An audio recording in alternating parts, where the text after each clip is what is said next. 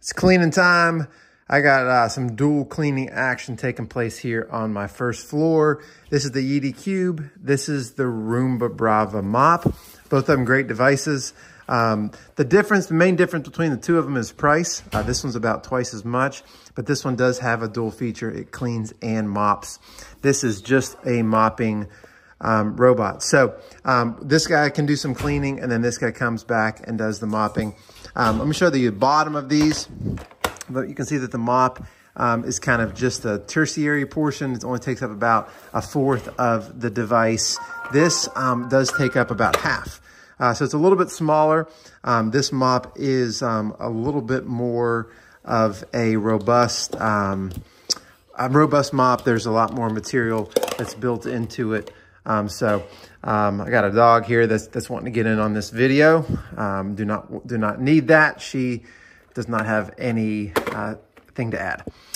So the charging station on this is also significantly smaller. This one, I don't know if you can see it over there in the corner. It does have a massive charging station because it's going to dispose of the water, and it's going to suck up all of the dirt that is picked up by the Yeti. The other thing that I want to draw your attention to is where the water is stored. So this has a removable, almost like Star Trek type reservoir.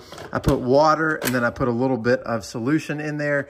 This is a little bit smaller, but it's a little bit more manageable. So a little bit of a solution, concentrate, and then some water. It plugs right in there. I like it because we have a significant amount of hardwood floors in our house, so it's good to have two. This one also can be picked up and taken to the next level, or second and third floor.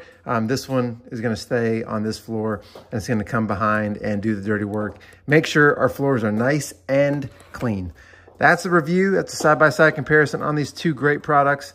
I'll let you make the decision, make the purchase for yourself, what you want next. That's the review.